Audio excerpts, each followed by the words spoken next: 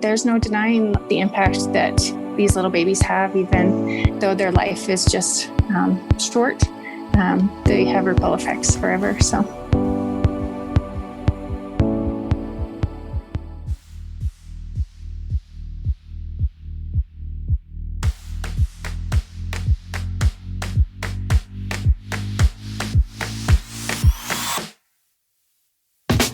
You're listening to The Shift Show, where we use psychological insight to unravel the craziness of life for you.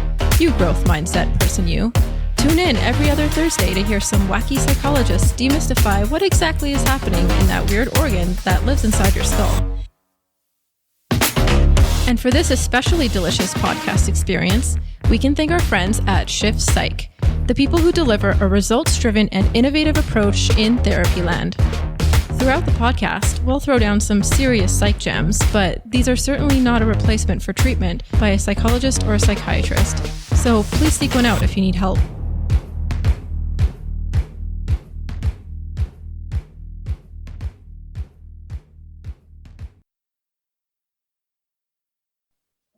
Hello, everyone, and welcome to another episode of The Shift Show. My name is Zach Erickson, and today I'm very excited to bring you a special guest that we have today. Joining me, first off, before we get to that, joining me is Sarah O'Brien. How are you doing, Sarah? I'm doing good, Zach. It's good to be here today. I'm excited to talk on this subject. Yeah, it's definitely the topic we're talking about today. I think is really important, specifically because it's not one that people generally talk about. Even though I think given the ratio of like how often people talk about it versus how common it is in particular, I think it's a really important thing to talk about because it's so common and yet nobody talks about it. So very excited for that. Let's introduce our guest. Our guest is Christina Oriold. She's one of the founders of Tiny Footprints in Calgary, and also received a Calgary Top 40 Under 40 for her work founding the foundation of Tiny Footprints. So I'm really excited for this. Welcome to the show, Christina. Thank you. Thanks for having me. Yeah. So like right off the bat here, I want to talk about Tiny Footprints and just like the story of like where it came from, right? Like just the idea of like what started it. You said before we started recording that you and your friend had started this. So just tell us a little bit about like the beginnings of Tiny Footprints and yeah. Yeah. Okay. Yeah. So it kind of starts, I guess I would have to start with my own personal journey with pregnancy loss. It's now been 9 years ago that my husband and I had a really difficult pregnancy. We found out at 18 weeks that one of our twins was deemed incompatible with life at that 18-week ultrasound. So we had one baby that was growing and thriving, and one that was, she had like cysts around her kidneys, so she would never properly develop. And so she was going to pass away on her birthday. And so it was an extremely hard pregnancy. I'm a nurse. I'm in the neonatal intensive care, but I think that people just have the perception that something hard is kind of never going to happen to them. And I never thought that would happen to me. I was really surprised at the grief that I was already enduring, even when I was pregnant, because I knew I was facing like an enduring loss or like a upcoming loss, sorry. And so I reached out to, there was pregnancy and infant loss supports that I really tuned into. And I feel like they were kind of like my lifeline through that pregnancy. I think that there's so many complexities to it, like how my husband and I dealt with the grief was different, and, you know, the jealousy and the anger, and just seeing other people pregnant and wondering why me. So I really found that counseling was such a guide for me. And we went through the loss on their birthday, and it was really heartbreaking, but I continued to do that kind of grief therapy for years afterward. And then after, it was about 6 years after our loss, I wanted to kind of give back to those programs that had really lifted me through that darkness. And so along with my best friend, we decided that Calgary just needed to raise more awareness for this cause. And so we decided to start Tiny Footprints. We wanted to use a really generic name so that all babies and losses could be felt and heard in that organization. And the first year there was 8 people on the committee. We met at like some tiny little Vietnamese place on 16th Ave, just with the idea, like we had no idea what would come of it. And since then, we've put together, last year was our 5th year, and we've raised over $500,000 for pregnancy and infant loss. And it just feels good to, it's all like, it's a huge committee. Like the committee's grown to probably 50 people now, more online. But it feels good to have that group working toward a common goal. And that's just to raise awareness and support each other through pregnancy and infant loss, because as you said, it happens. And I don't feel like it's discussed enough and there's enough support yet. But it's moving in the right direction. It just needs it needs to keep going. Sorry, that was a long answer. No, that's great. No, that was perfect. Really good. Yeah, couldn't agree more with you, Christina. I think there is just so much to talk about on this subject, and just speaking to what both you and Zach have said earlier about how this is unfortunately such a common thing that occurs. And yet, it's very strange that we're just not having these conversations more, right? So really appreciate the work that you've done with Tiny Footprints. I think it's incredibly important to have that extra resource for the community, just for people looking for that extra support and resources. And you mentioned that you're a nurse and you're also a mom too, right? So you mentioned your daughter, Riley, who unfortunately passed away. But you're also a mother to your other daughters, Olivia and Violet. Mm-hmm. How has that journey been for you? First, thank you for mentioning Riley's name, because that's the daughter that passed away. And I think that's just such a beautiful thing to mention a loved one that's been lost. So I think that's something that's so healing. And thank you for doing that. Motherhood, the introduction to motherhood was definitely a tough journey. I think that their birthday was grief and joy paired together in like the most intense situation. But as a nurse in the NICU, especially, before I was pregnant, I was in my 20s, and I saw this family come in. She said I could mention her today. And they had a little girl. Her name was Tessa, and she was born with trisomy 18. And she was in the NICU she survived, I believe, 4 days, and I was her nurse. And it's just watching the impact that her life had, even in that short window, was just unbelievable. And to see how that family all rallied and supported each other and just loved on her was so pivotal in my life. To watch that, I didn't know that was kind of the journey that was ahead for me, but actions that they did while I kind of watched definitely helped me navigate things that we did on the same day that my daughter was born. We had family come in to visit her and just love her. And there's no denying the impact that these little babies have, even though their life is just short. They have ripple effects forever. So that's what Tiny Footprints is trying to do too, is kind of recognize the impact and how these babies like shape us. And, that's just their purpose is, love and connection. So. Okay. So one question that I have is, about that, like about the silence, I guess. Like, what do you think it is about? Like, why don't people talk about this more? Like, my initial gut reaction is, I guess, like, ew, that's sad. I don't want to talk about it. Like, I don't want to bum people out or make people upset, or we talk about like toxic positivity and stuff like that. And but I guess I'm just curious from your experience, Christina, and like what you've observed, why do you feel like that happens?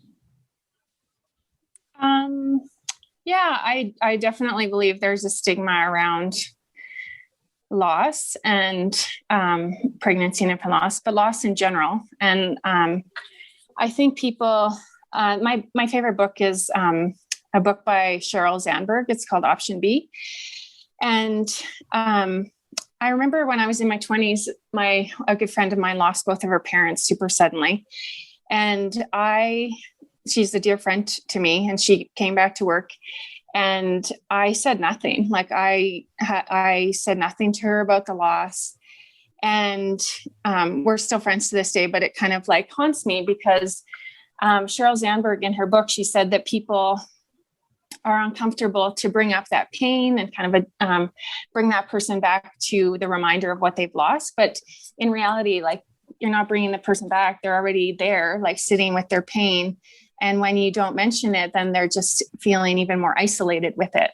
And I think that there's little things that you can say that just make the person aware that you're there for them without you having to ask if they're okay every 5 minutes. But you can just say, I'm here for you.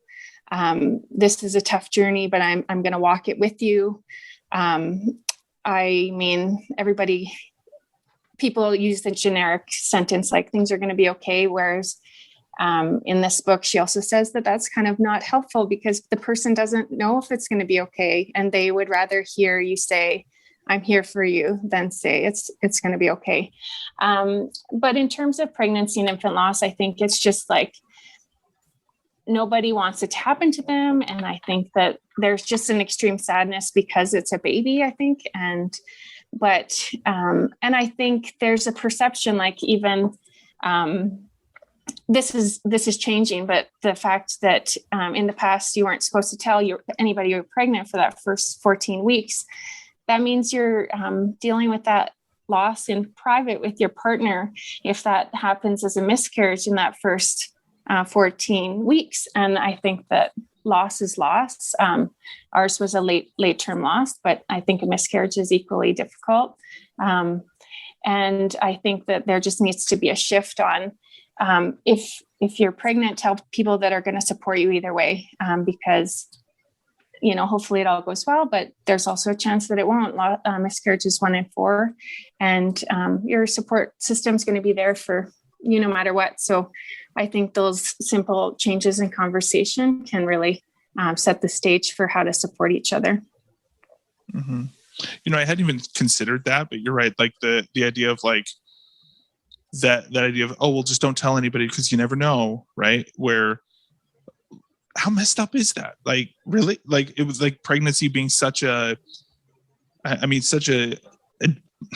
hesitate to use the word dangerous, right? But like a very complicated, risky situation, and the expectation essentially to be, listen, you're expected to go through the most unclear, like the anxiety ridden part of it, where you're not sure if it's gonna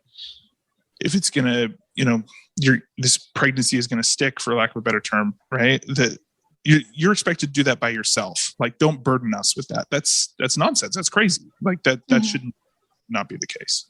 Yeah. And I think it is shifting in terms of people being more open in that first little while, but there's still, just it's also very, right. I think that there is a certain, and not to say that if somebody chooses to keep it private for their own reasons, right? Like everybody, you do what's best for you. But I think that just more as a society, that would be something that hopefully we're definitely shedding that side of it, right? Where people feel comfortable being vulnerable and feel comfortable opening up and sharing that, and knowing that they can, that your loved ones can rely on you if things get hard.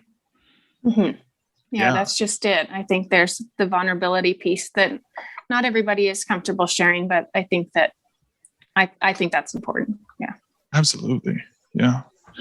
Yeah. I think one of the other reasons why it might be hard, right, for some women to kind of verbalize their experience, and Christina, you can probably speak on this as well, right, is particularly in early pregnancy loss, there isn't always like a medical indication for why that occurs, right?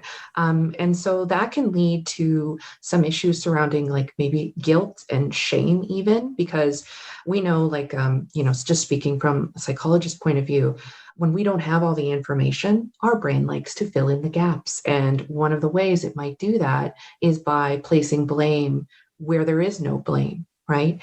And sometimes, having a medical background myself, I know sometimes physicians' bedside manner, not always the greatest. They tend to kind of just go, well, everything looks fine. You can always try again. It kind of just minimizing and downplaying the experience. And I think that can lead to even more feelings of like guilt and possibly shame, because women are left kind of going like, oh, so I shouldn't be upset about this. I shouldn't feel bad about this. This is no big deal. I can just create another child. And that too is kind of a frustrating and uncomfortable sort of place to be mentally, where you feel torn between like, well, I was growing this life and life is no longer there. And I have to treat it as though it were like, I don't know, like something disposable, right? Like, oh, you can always get another one. Mm-hmm. Well, no, right? It's important that we can validate women's experiences and understand that any loss, it doesn't matter, right? A loss is a loss, regardless. Mm-hmm.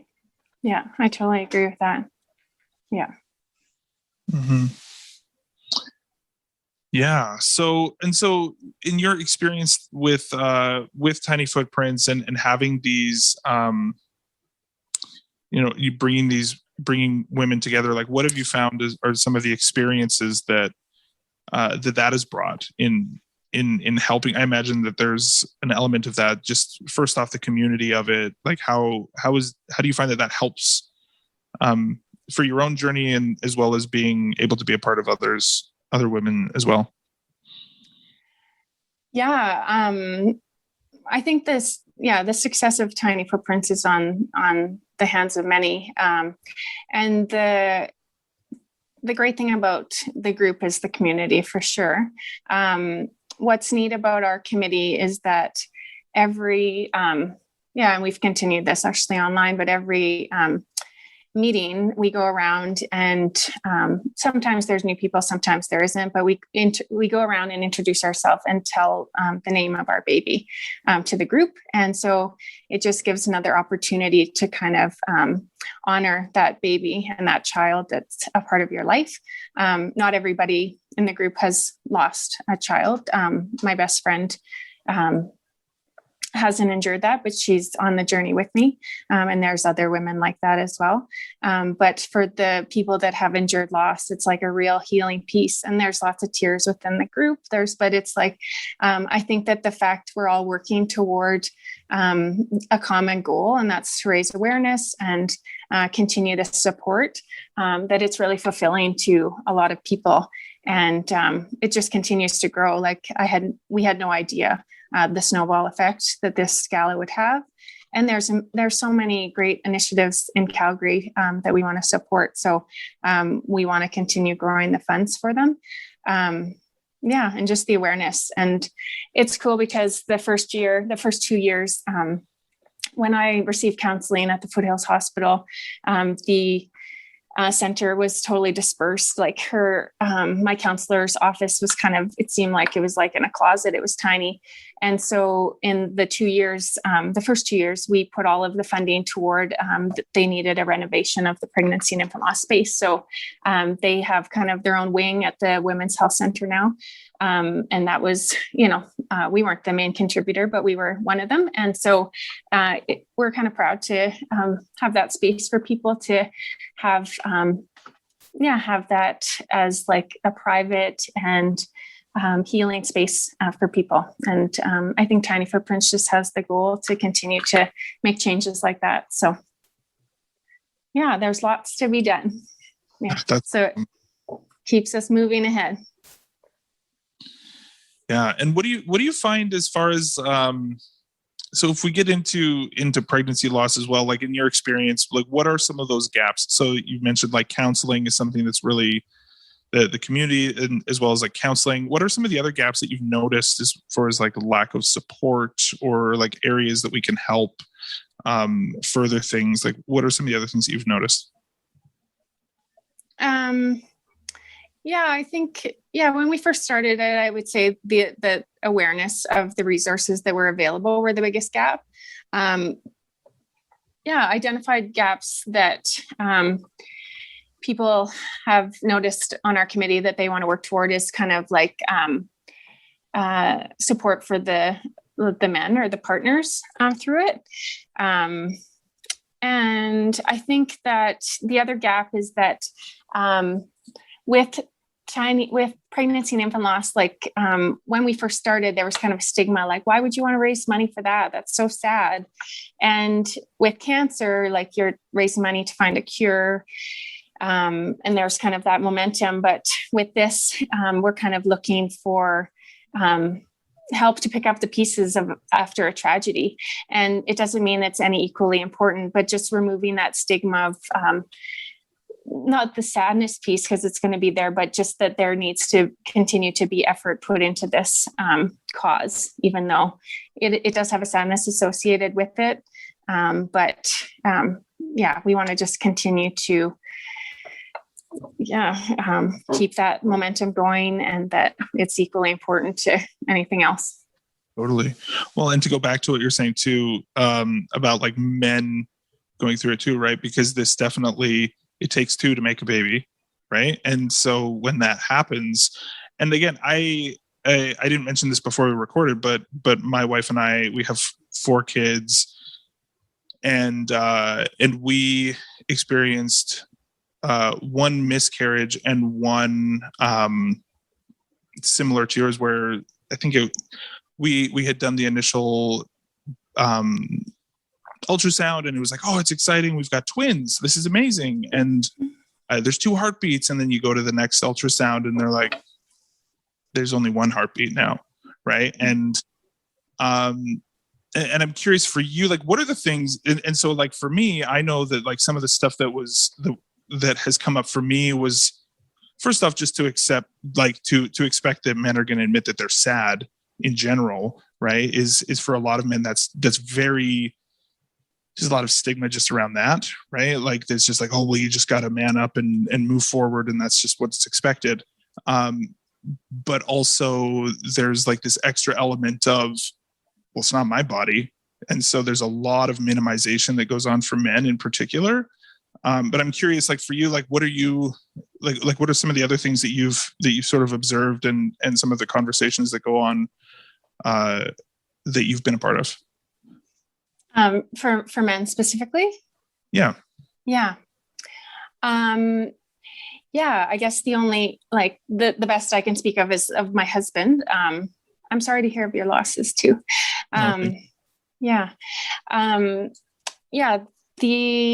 The best I can speak of is definitely my husband, and we dealt with grief very differently. And I wanted to just sit with the grief and be sad and kind of cry.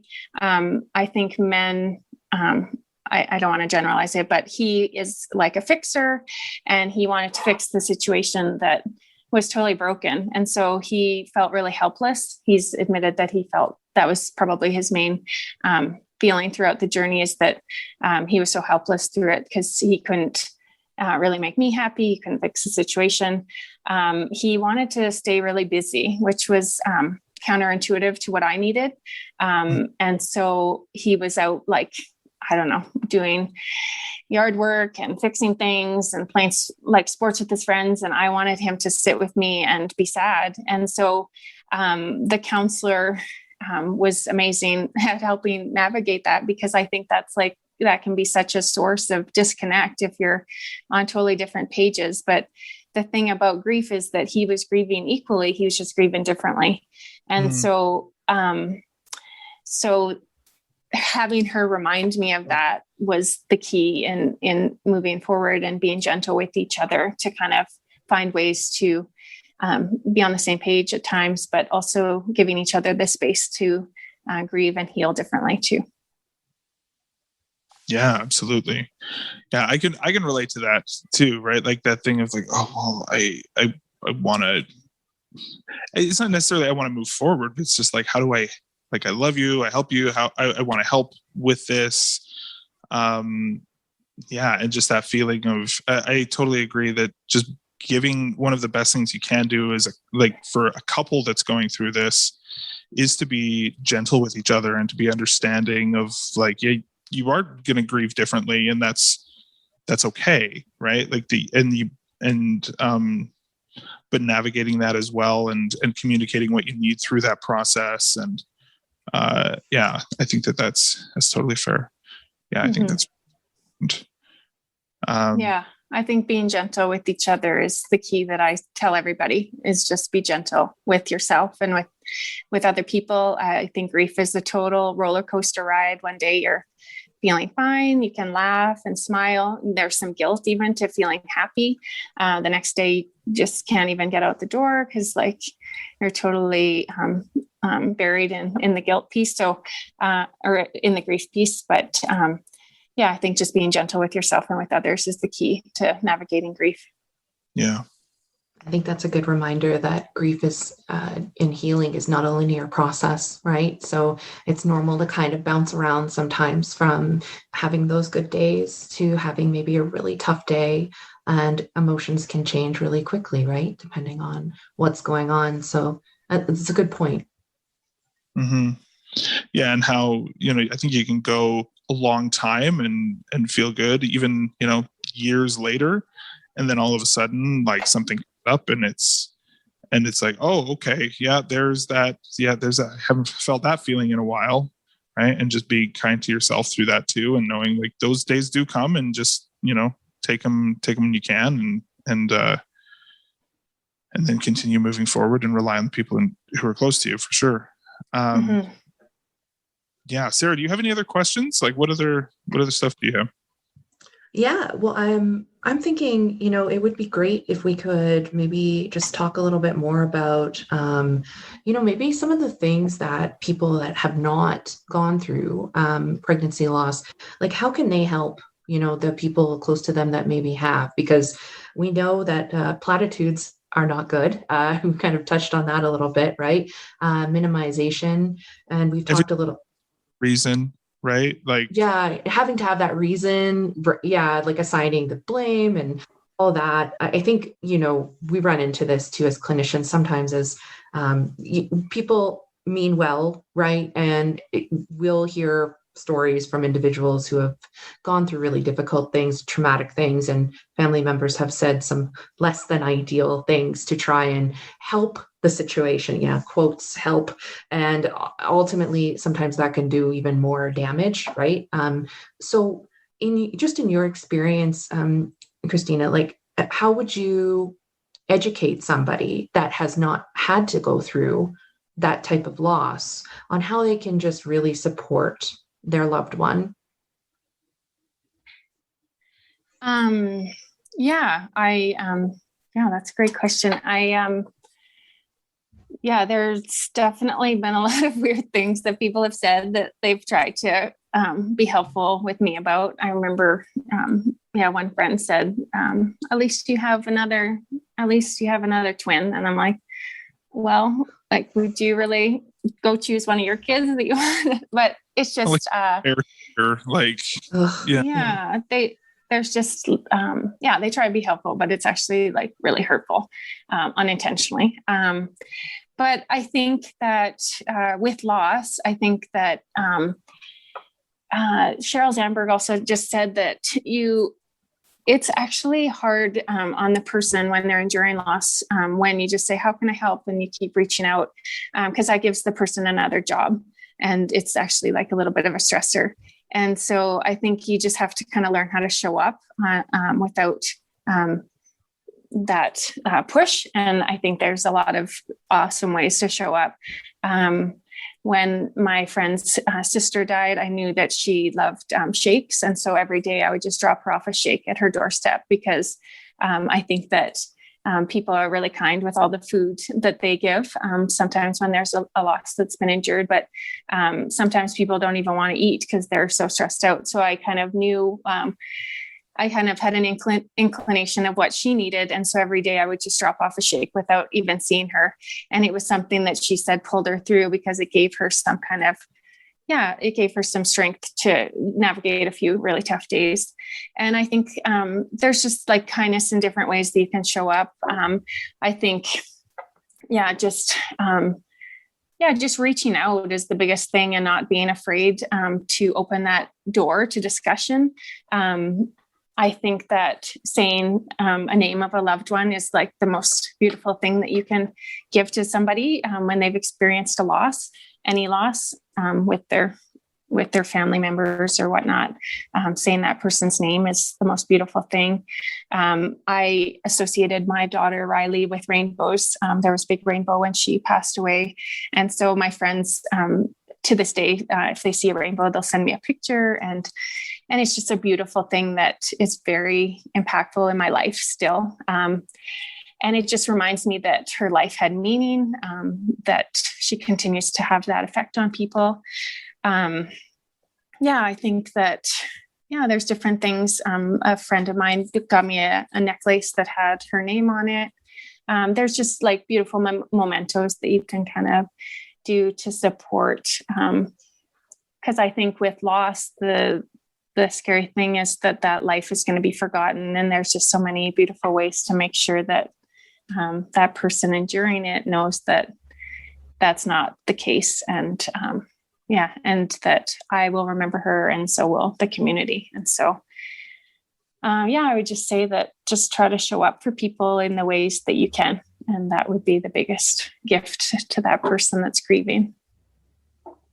Those are such great points, Christina. And I just have to say too, it is so strange, isn't it? Right. That in other types of loss we may experience, losing, other loved ones in our lives, it seems more straightforward for people to think about doing those types of practical, quiet support things. We have services for that person, right? We do memorials for that person. We talk about that person.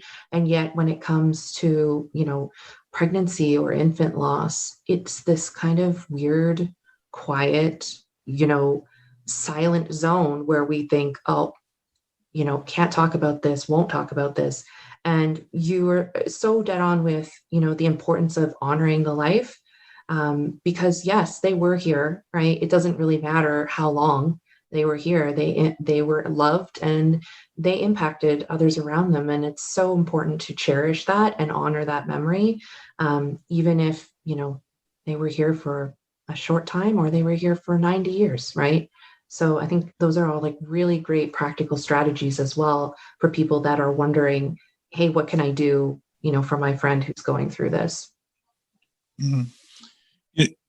One of the things that comes to mind, just as I guess a thought that comes to mind as well, that I think is worth bringing up too, is that there is such a wide spectrum of how much something like pregnancy loss how much it means to somebody, right? And I want to give voice to maybe that person at home who is sort of wondering about like, okay, I lost a pregnancy and like, I was sad, but like I'm not that sad. Is there something wrong with me? Like, should I feel worse? What would you say to somebody like that? Either of you. I'm curious. Yeah. Christina, like, what do you think about that?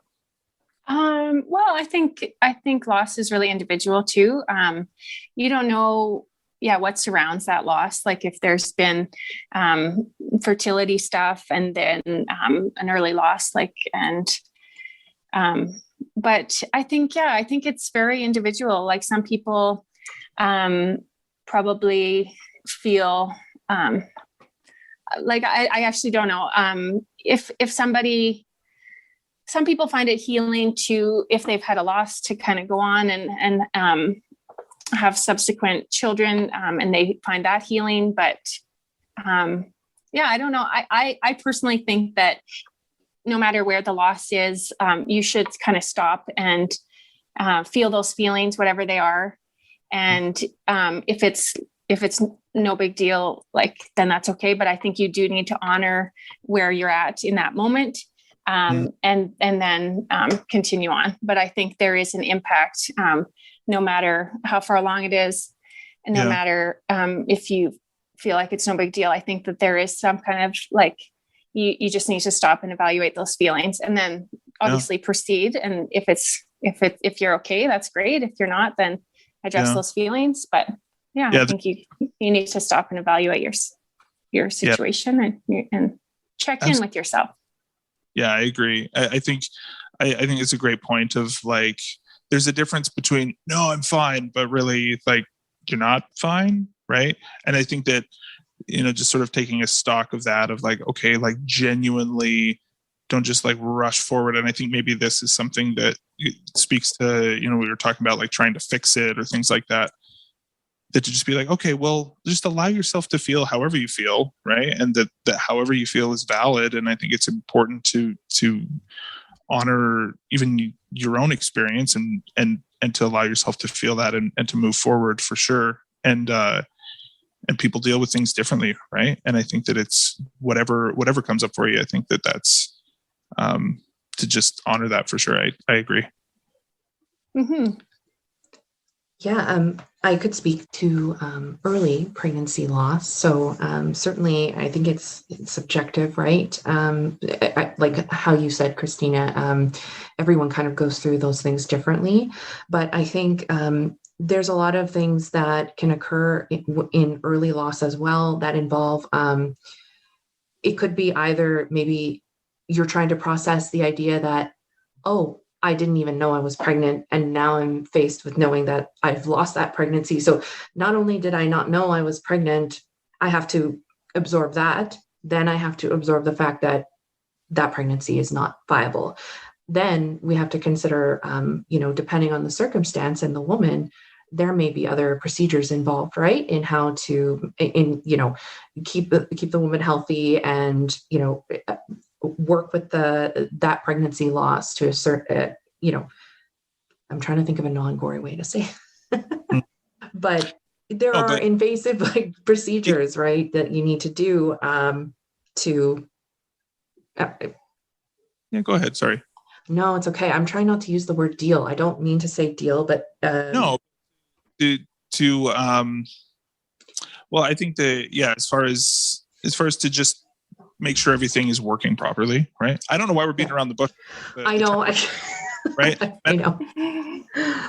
I'm just trying not to. I have a medical background, Christina. You do as well, and I'm it's not TMI for me. I'm the audience that I'm I don't know if they want to talk about DNCs and things like that. It can be fairly intense surgery, right? Yes. Yes. Yeah. Yes. Yeah. That's just good way of summing that up.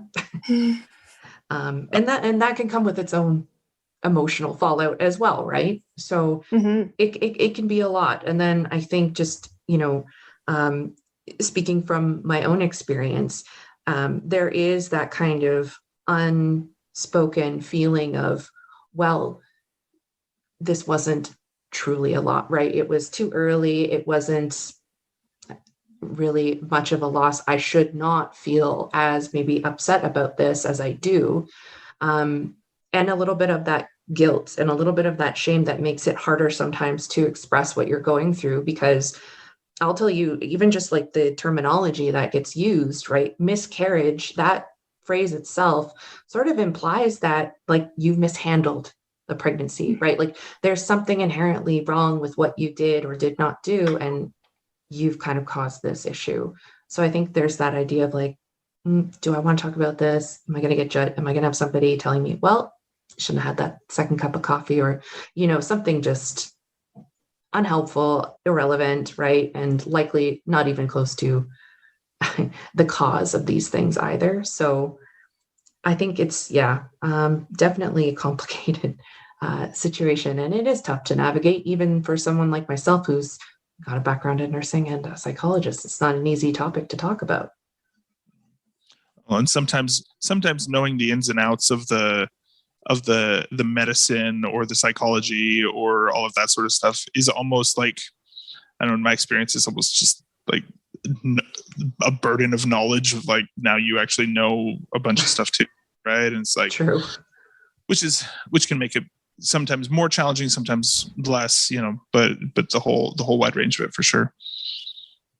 Mm-hmm. I think also to add to that, I think no matter where you lost a child, I think something in you kind of shifts and shapes. And I think that there's kind of an innocence about the pregnancy that isn't quite the same as you move forward. If you go on to have other children. Like I think with me, like, and with other people that I've dealt with, like there's kind of like the innocence and the enjoyment is different. So even if it was an early loss that you weren't even aware of, I think that it does kind of shape you moving forward. In that, I just think that for the people I've spoken with, it does kind of remove that innocence and a little bit of the joy of all the unknowns of a new pregnancy and such. It's kind of replaced with some fear and anxiety. Yeah. There's almost a part of you that's like, wow, okay. Like that part of us that's like, Sarah in shift, we refer to as like the walnut brain, right? Or like that part of our brain that's like, it's kind of there to protect us from pain and danger. And that part of us almost takes note of like, oh, I didn't know that was a thing that could happen. Okay, well, let's be ready for it next time. And so then you're right. I think that like loss of innocence and worry and it, that definitely can be there for sure. And so again, being, I think the thing more than anything that's standing out for me is just the need for awareness and compassion and, for yourself, for the people in our lives that are close to us, to just be there in whatever way you can and to just work through that together for sure. Mm-hmm. Sarah, do you have any other questions or anything like that before we finish up, or Christina, do you have any other thoughts as well? I think Christina, you really like summed up, kind of answered my question, honestly, that before I asked it was just kind of what does experiencing that, pregnancy loss or infant loss, how does that impact a future pregnancy emotionally, right? And I think you brought up some really great points about that kind of like concern and removing that innocence, right? And that, and sometimes even taking away that joy and that ease, right? And I just wanted to kind of like add to that. I think definitely would cause that kind of maybe vigilance, right? That maybe hyper awareness, which isn't always a great thing either, right? Tense, feelings. So I just think that, I think those are all really important things to consider, is that this is not maybe a one-time thing, right? Like it's a forever thing in one way or another. It impacts us in all ways. Certainly men as well, but as women, it impacts our bodies. It impacts our spirits and our minds. And, men are there with us too in that reaction with their spirit and their minds and their hearts. It's one of those things that unfortunately is there, I think, throughout our lifetimes. Mm-hmm. I would definitely say that the next pregnancy was, there was a lot more anxiety in me. our first pregnancy, the first 12 weeks were really exciting. I was just like, imagining the perfect life with twins and this and that. I think after you've experienced loss, it's just, your reality's just shifted. And so I felt I had counseling throughout that pregnancy as well. I'm such an advocate for counseling. And just honoring those feelings is really important. I think that for me, with that second pregnancy, there was just a moving goalpost that I was like, oh, I'll feel better after, when I get to 30 weeks, I'm going to feel better. And then when I get to, 35 weeks, I'm going to be totally fine. I'm going to enjoy this. But then it's constantly like a moving goalpost, or it was for me. My anxiety didn't really settle until I saw our second child, our third child, I guess, alive and in my arms. And I think that feeling is pretty common following loss, to have that anxiety component. But there's so many resources to help guide through those feelings. I think reaching out to counselors is awesome. My counselor always said that grief isn't something that you can outrun. You kind of have to walk through it. And she also said that friends and family can kind of take you to a certain point with grief, but you need to kind of dig deeper with therapists and other professionals to kind of dig into all those tough feelings. And it's exhausting. I would leave my counselor exhausted, but I would also leave with such a weight off my shoulders. And then I kind of knew how to navigate the next few days ahead, and and just being gentle with myself. When I did feel happy, I was gentle with myself when I felt sad. And I just think that to have that advocate for yourself as you're on a unknown path is so important. And not everybody needs it, and I wouldn't push it on everybody, but I think there's such an incredible gift to have that person to help guide you through a crazy unknown, kind of a dark journey at times, but they definitely bring lots of light to something hard. Absolutely. Can I just, I just wanted to add, go ahead. That I'm thankful for you, Christina, and what you do with the Tiny Footprints organization. I'm really happy that both yourself and Jen Woods have created this resource and have created these galas in order to raise money and awareness for this really important topic. So I just wanted to say, express my gratitude for doing that and turning something so tragic and awful into this beautiful way of supporting other women in need in our community. So thank you for what you do. Thank you. It's an honor to do it for my own baby and for so many. So thank you.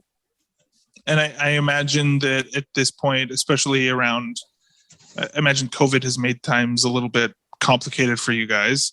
But I want to give you a chance as we kind of wrap up here. Where can people go to find more about Tiny Footprints, to get involved if this has resonated with them, or if they want to contribute? Where would you point them? Our social media platforms are a good resource. If you want to be involved and be on the committee, then reach out in that way. It's Tiny Footprints YYC. In terms of COVID, it's been a challenge. This year, we're kind of in the process of becoming a registered charity. So we had a little bit of financial freedom to raise money and donate to other programs other than AHS. And so there's an awesome new pregnancy and infant loss center in downtown Calgary run by Aditi Loveridge, and she's fantastic. And so we donated all the money from the 2020 online gala to her. She said through COVID, her clientele's increased by 300% because people are at home incredibly isolated, and they're trying to reach out to find support. And so it felt really good to support her as a a community local initiative. So she'd be a great starting point if you need support. We're kind of the fundraising like backbone, but there's the programs that we support are the Pregnancy and Infant Loss Center at the Women's Health campus and the Pregnancy and Infant Loss Center downtown Calgary. And they're both fantastic in their support systems. But yeah, in terms of reaching out to me or the Tiny Footprints community, it would be online.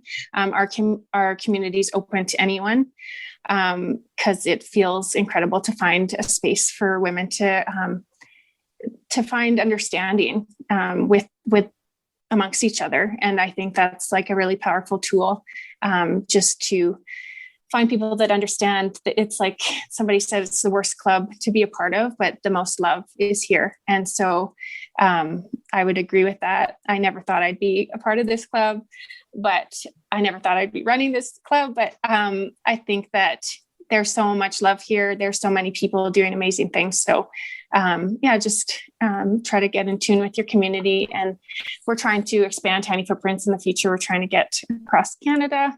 That's our goal. We're looking at expanding into Edmonton this year. So we have a lot of work to do. We want to grow. So if you want to be a part of the community, it's an open ticket for sure. Awesome. And that's on Facebook, right? People can look up on Facebook. There's a community there, as well as like Instagram, and your website, if I understand, is tinyfootprints.ca. Yeah. So there's a few platforms to connect with us, and then awesome, and be a part. Well, Sarah, do you have anything else before we finish up? No, I just my gratitude and just breathing over here. I'm getting like a little choked up. So right? So I really appreciate, Christina, everything that you're doing over there, and I think it's a really important topic, and I just thank you so much for being so generous with your time today. Okay, I hope I did okay. Thank you for having me. It was wonderful to connect with you both. Thank you for joining us for this episode of The Shift Show. Be sure to check out our website, shiftpsych.com, for more great content to help you optimize your life. Follow us on social media at ShiftPsych, and let us know if you have ideas or things you'd really like to hear about on the podcast. If you found this useful or interesting, which you probably did since you're still here, please share and review the show. And make sure to subscribe wherever you get your podcasts. This lets us know that you like what you hear, so we can bring you more of it. The podcast was brought to you by Shift Psych's results-driven mind trainers. Thanks for listening, and we'll see you next time on The Shift Show.